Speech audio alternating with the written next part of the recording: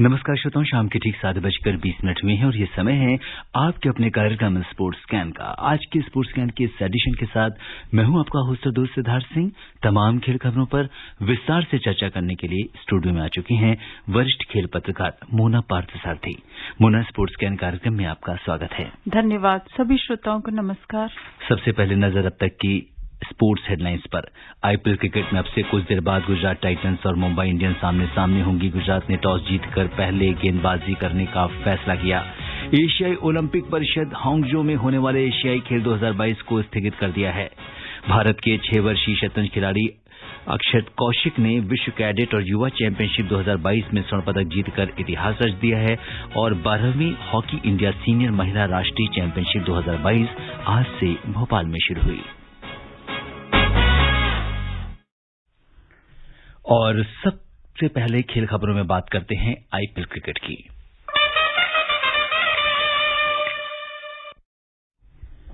IPL cricket में अब से कुछ देर बाद मुंबई के ब्रेबॉर्न स्टेडियम में गुजरात टाइटंस का सामना मुंबई इंडियंस से हो रहा है। गुजरात ने टॉस जीतकर पहले गेंदबाजी करने का फैसला किया है।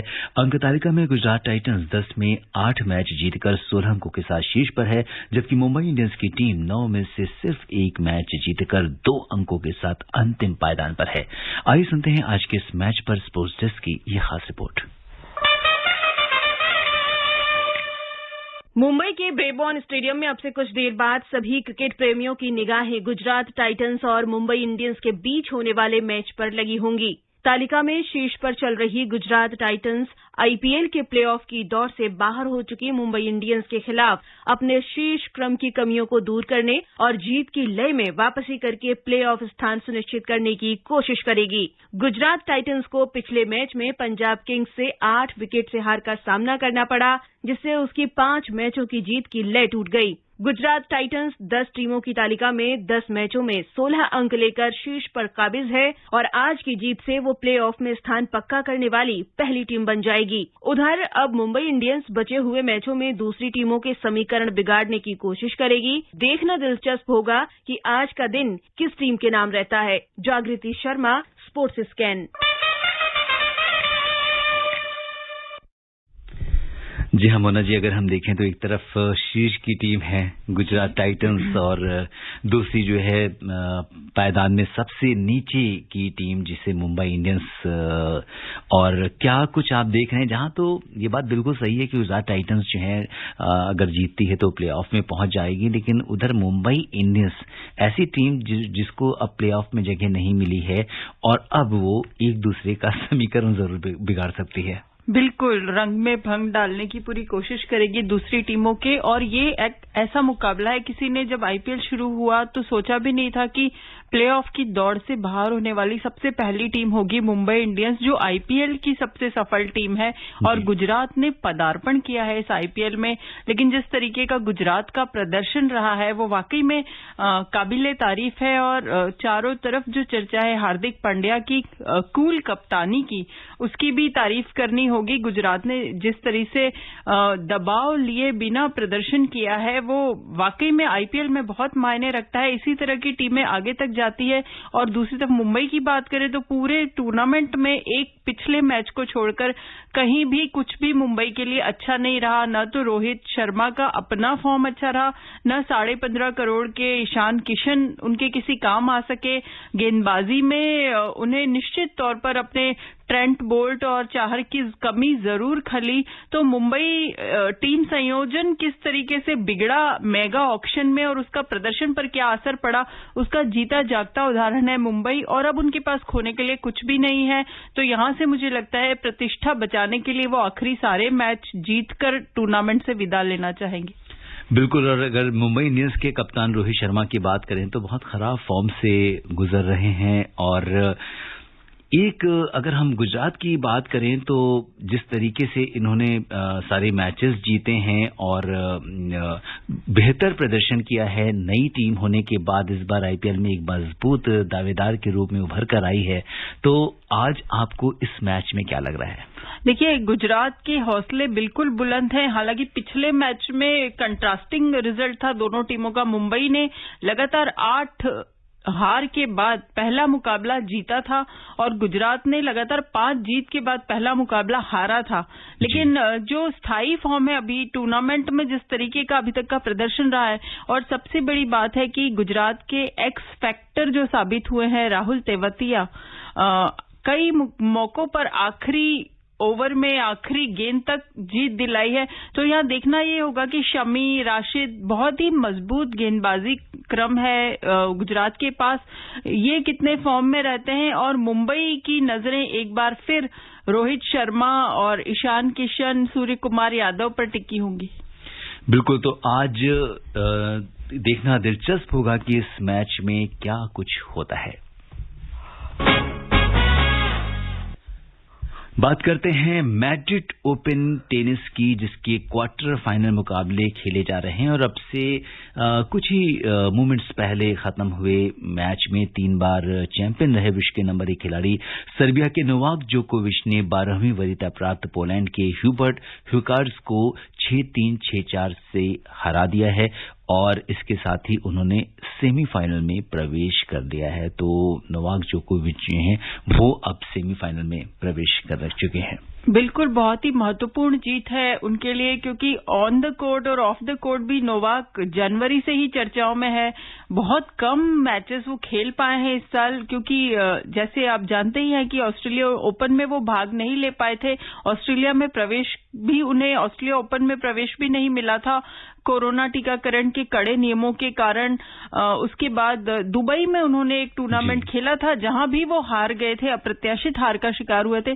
तो उनके लिए बहुत महत्वपूर्ण है आने वाले जितने भी बड़े टूर्नामेंट है, क्योंकि उनकी रैंकिंग भी इससे बिगड़ने लगी है, खराब हो चुकी है। तो यहां पर हर टूर्नामेंट में उनकी नजरें अब जीत पर टिकी होंगी। बिल्कुल, तो अब जोकोविच जो है वो सेमीफाइनल मैच खेलेंगे और दूसरा जो अगर क्वार्टर फाइनल देखें तो उसमें स्पेन के राफेल नडाल का सामना हमवतन कार्लोस गार्सिया से अब से कुछ ही चंद मिनटों के बाद 7:30 बजे से मैच शुरू होगा। और राफेल नडाल के ऊपर क्या कहेंगे? राफेल नडाल, देखिए जिस तरह उन्होंने वापसी की है फॉर्म में, इस उम्र में ग्रैंड स्लैम जीतकर उन्होंने जितने आलोचना करने वाले और उनका बोरिया बिस्तर बांधने वाले थे, उन सबको करारा जवाब दिया है कि अभी भी किसी भी टूर्नामेंट में उनकी चुनौती को आप कमतर नहीं आंक सकते और उनको लाल बजरी का बादशाह कहा जाता है और फ्रेंच ओपन से पहले वो जरूर अपनी तैयारियों को पुख्ता करना चाहेंगे। बिल्कुल, और इसके साथ ही आज एक दूसरा क्वार्टर फाइनल रात में 11:30 बजे खेला जाएगा, जिसमें रूस के आंद्रे रूबलेव का सामना ग्रीस के स्टेफानोस सिसिपास से होगा। ये भी काफी इंटरेस्टिंग मैच होने वाला है। इंटरेस्टिंग और आक्रामक, क्योंकि सिसिपास को जिन्होंने खेलते देखा है वो काफी मनोरंजन करते हैं दर्शकों का और काफी आक्रामक खिलाड़ी हैं। तो यहाँ ये टक्कर जरूर देखने लायक होगी। बिल्कुल, तो ये तो बात थी मैड्रिड ओपन की। 12वीं हॉकी इंडिया सीनियर महिला राष्ट्रीय चैंपियनशिप 2022 आज से भोपाल में शुरू हुई। 12 दिन तक चलने वाली इस प्रतियोगिता में 27 टीमें हिस्सा ले रही हैं। उन्हें 8 पूल में विभाजित किया गया है। पूल ए में मध्य प्रदेश, चंडीगढ़ और बिहार की टीमें हैं, जबकि पूल बी में हरियाणा, असम और बंगाल की टीमें हैं। पूल सी की बात करें तो इसमें पंजाब, छत्तीसगढ़ और त्रिपुरा, जबकि पूल डी में महाराष्ट्र, राजस्थान और उत्तराखंड की टीमें हैं। पूल ई में झारखंड, आंध्र प्रदेश और पुदुचेरी की टीमों को रखा गया है, जबकि पूल एफ कर्नाटक, तमिलनाडु, अरुणाचल और अंडमान निकोबार की टीमों के बीच है। पूल जी में उत्तर प्रदेश, दिल्ली, गोवा और गुजरात तथा पूल एच में ओडिशा, केरल, तेलंगाना और हिमाचल की टीमें हैं। पूल के मुकाबले 8 दिन तक चलेंगे। इसके बाद 14 मई को क्वार्टर फाइनल और 16 मई को सेमीफाइनल मैच खेले जाएंगे। 17 मई को खिताब के लिए फाइनल मुकाबला खेला जाएगा। तो आज से ये जो सीनियर महिला राष्ट्रीय चैंपियनशिप है इसकी शुरुआत हो चुकी है। मना बिल्कुल हो चुकी है। और जब भी हम टीम का प्रदर्शन देखते हैं अंतर्राष्ट्रीय स्तर पर तो उनसे खिलाड़ियों से अपेक्षा यही रहती है कि अच्छा प्रदर्शन करें, पदक जीत कर आए। और खासकर टोक्यो ओलंपिक के बाद जहां हमारी महिला टीम 4थे स्थान पर रही थी, अपेक्षाएं काफी बढ़ गई है। और अंतर्राष्ट्रीय स्तर पर प्रदर्शन तभी अच्छा होगा जब घरेलू ढांचा जो है खेल का वो मजबूत होगा। राष्ट्रीय चैंपियनशिप चैंपियनशिप से जैसे कि आपने देखा सारे ग्रुप में जितनी टीमें हैं लगभग देश के हर एक कोने से खिलाड़ी निकलकर आएंगे, भोपाल में खेलेंगे, चयनकर्ताओं की उन पर नजरें होंगी और एक अच्छा बड़ा पूल तैयार करने का जरूर इरादा होगा ताकि आने वाले समय में जो अगली नस्ल के खिलाड़ी हैं वो इनसे तैयार किए जा सके। एशियाई ओलंपिक परिषद ने आज हांगझो में 10 से 25 सितंबर के बीच होने वाले एशियाई खेल 2022 को स्थगित कर दिया है। चीनी ओलंपिक समिति ने यह फैसला लिया। ओसीए ने वर्तमान में ताशकंद और उज्बेकिस्तान में चल रही कार्यकारी बोर्ड की बैठक में ये निर्णय लिया, जहां इसके महानिदेशक हुसैन अल मुसल्लम और कार्यवाहक अध्यक्ष रणधीर सिंह उपस्थित थे। बयान में कहा गया है कि हांगझो एशियाई गेम्स की नई तारीखों की घोषणा उचित समय में की जाएगी। चीन के कई प्रांतों में कोविड-19 मामलों में तेजी से बढ़ोतरी होने के बाद ये फैसला आया है। इससे पहले चीन ने 2010 में ग्वांगझू में एशियाई खेलों की मेजबानी की थी। तो अब फिलहाल जो है 10 से 25 सितंबर के बीच जो एशियाई खेल थे वो स्थगित हो गए हैं। किस तरीके से देखती हैं इसे? देखिए बहुत ही निराशाजनक है क्योंकि 2 साल वैसे ही सारे खेल कूद बंद थे कोरोना महामारी के कारण। टोक्यो ओलंपिक भी 1 साल विलंब से हुए, जिससे अगला ओलंपिक चक्र जो है वो 3 साल का ही रह गया। और चूंकि शंघाई में बहुत सारे मामले सामने आए हैं कोरोना महामारी के, वहां लॉकडाउन भी है और हांगझो जो है वो शंघाई से बहुत ज्यादा दूर नहीं है। तो हालांकि चीनी ओलंपिक समिति ने कहा था कि वो एक बड़े और कड़े बायो बबल में मेजबानी के लिए तैयार है, लेकिन इतने बड़े पैमाने पर और इतने सारे गतिविधियां, इतने सारे खेलों की प्रतिस्पर्धा, हजारों खिलाड़ी, अधिकारी, स्टाफ, उनको मैनेज करना इतना आसान काम नहीं है। और हमें ये भी नहीं भूलना चाहिए कि जब कोरोना फैला था तो कहां से फैला था, शुरुआत वहीं से हुई थी। तो सतर्कता बरतनी बहुत जरूरी है। इससे निराशा जरूर होगी खिलाड़ियों को, क्योंकि एशियाई खेल काफी तैयारी, 4 साल तक खिलाड़ी उसके लिए तैयारी करते हैं और कुछ खेलों में तो सीधा असर ओलंपिक क्वालिफिकेशन पर पड़ने जा रहा है। आप जैसे देखिए हॉकी, तो हॉकी जो एशियन चैंपियन टीम होती है उसको ओलंपिक में सीधे प्रवेश मिलता है। तो हर खिलाड़ी, हर एशियाई टीम की नजरें थी कि वो क्वालिफाई करके वो सीधे ओलंपिक का टिकट कटाए, एशियन गेम्स में गोल्ड मेडल जीतकर। हमारी महिला और पुरुष टीमें भी इसी तैयारी में थी, दिन रात एक करते हैं खिलाड़ी। और जब इस तरह से टूर्नामेंट पोस्टपोन हो जाते हैं, उनका शेड्यूल बिगड़ता है, क्योंकि कब आपको पीक परफॉर्मेंस करनी है, आपकी पूरी तैयारियां उस पर केंद्रित होती है। तो यहां जरूर खिलाड़ियों को निराशा होगी। बिल्कुल खिलाड़ियों को निराशा है, लेकिन चूंकि ये खेल स्थगित हुए हैं, अभी आगे अगर स्थिति सुधरती है तो इनकी नई तारीखों की घोषणा की जाएगी और फिर ये एशियन गेम्स जो हैं वो हो पाएंगे। चिली फुटबॉल महासंघ ने फीफा से इस साल के विश्व कप से इक्वाडोर को बाहर करने का आग्रह किया है। चिली ने इक्वाडोर के बायरन कैस्टिलो पर गलत पासपोर्ट रखने का आरोप लगाया है। चिली ने कहा है कि खिलाड़ियों के रजिस्ट्रेशन में गंभीर अनियमितताओं को स्वीकार नहीं किया जा सकता है, खासकर जब हम विश्व प्रतियोगिता के बारे में बात कर रहे हैं। विश्व कप 21 नवंबर से 18 दिसंबर तक कतर में खेला जाएगा। तो ये जो अगर चिली की बात हम करें और इक्वाडोर की बात करें तो ये क्या लगता है आपको इसमें? देखिए बिल्कुल अगर नियमों का उल्लंघन हुआ है तो इस तरीके की कोई टीम कोताही बरतती है तो बिल्कुल क्वालिफिकेशन उसका रद्द होना चाहिए। और कहीं भी अंतर्राष्ट्रीय स्तर पर खेल में, और विश्व कप फुटबॉल तो सबसे ज्यादा देखा जाने वाला एक टूर्नामेंट है, और उसमें अगर इस तरीके की कोई अनियमितता सामने आती है, जब पूरी दुनिया की आप पर नजरें हैं, तो मुझे लगता है कि अगर इन दावों में सत्यता है तो इस पर गंभीरता से विचार किया जाना चाहिए। और विश्व कप की बात चल रही है, किसको आप एक बड़े दावेदार के रूप में देख रही है मुना? देखिए अभी तो कुछ भी कहना बहुत मुश्किल है, अभी थोड़ा सा समय है विश्व कप शुरू होने में। और वही जो पारंपरिक, चूंकि मैं चाहती हूं, अगर आप मेरी व्यक्तिगत पसंद जानना चाहते हैं तो मैं चाहती हूं कि लियोनेल मेसी ने कोपा अमेरिका जीत लिया है, एक विश्व कप की ट्रॉफी जरूर उनके कैबिनेट में होनी चाहिए।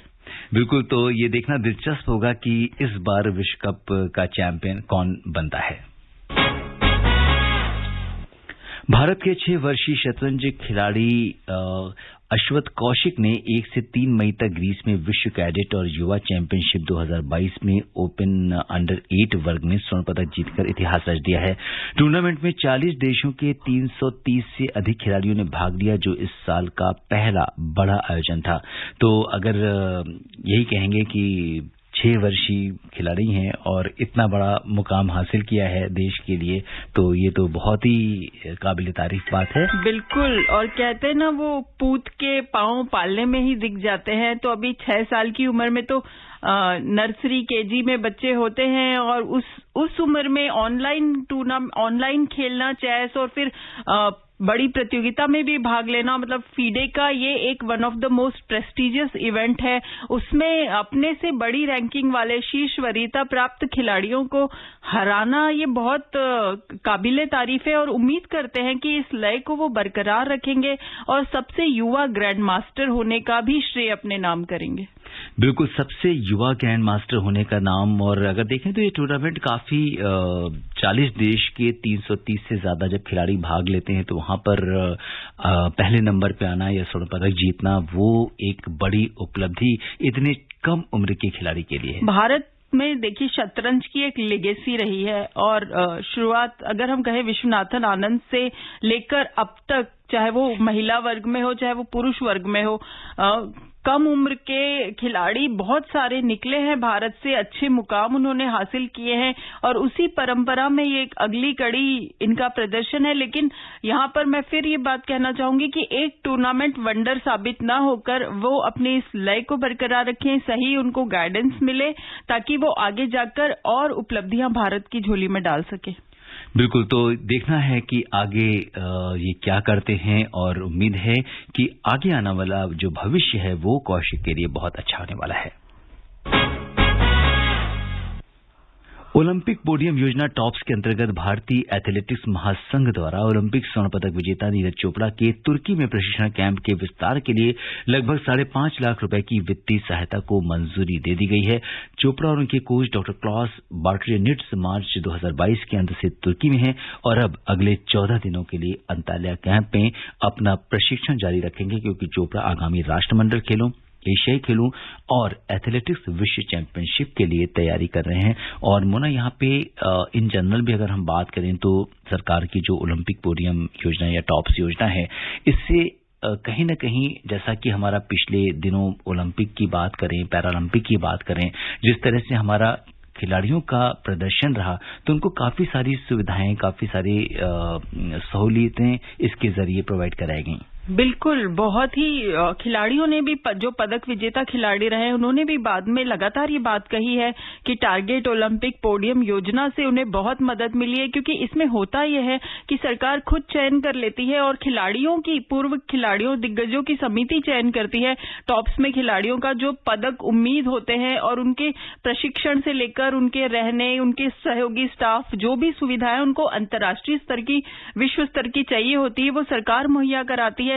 पेपर वर्क से बचते हैं, उनका समय जाया नहीं होता, और बिल्कुल सुविधाजनक हो गया उनके लिए कि अब वो अपना पूरा जो फोकस है, और न सिर्फ अभी जैसे नीरज चोपड़ा जैसे ही ओलंपिक खत्म हुआ, वो अगले ओलंपिक की तैयारी में तुरंत जुट गए। तो जिस स्पोर्टिंग कल्चर की हम बात करते आए हैं अक्सर, वैसा ही होना चाहिए कि खिलाड़ियों को दफ्तरों के धक्के खाने की बजाय हर चीज उनके फिंगर टिप पे होना चाहिए, और जो वाकई में पदक उम्मीद है तो उनको भी उम्मीद रहती है कि उनका इस तरीके से ख्याल रखा जाए। तो ये एक अच्छा संकेत है, और उम्मीद करते हैं कि इतना बड़ा पूल हो गया है टारगेट ओलंपिक पोडियम का कि अगले ओलंपिक में भारत का प्रदर्शन और भी बेहतर होगा।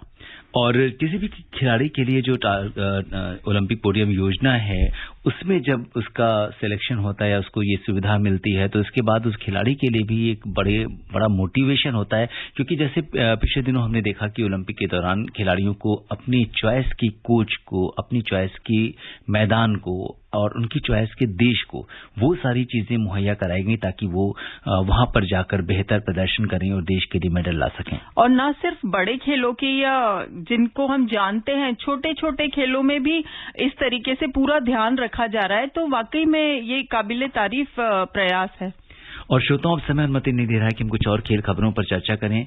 मोना, आप हमारे स्टूडियो में आई तमाम खेल खबरों पर विस्तार से चर्चा करने के लिए आपका बहुत बहुत धन्यवाद और आभार। शुक्रिया। श्रोताओं, स्पोर्ट्स कैन में आज के लिए बस इतना ही। अगर आप इस कार्यक्रम को दोबारा सुनना चाहते हैं तो लॉग ऑन कर सकते हैं हमारी वेबसाइट newsonair.nic.in पर। कल शाम 7:20 पर दोबारा मुलाकात के वादे के साथ इजाजत दीजिए। नमस्कार, शुभ रात्रि।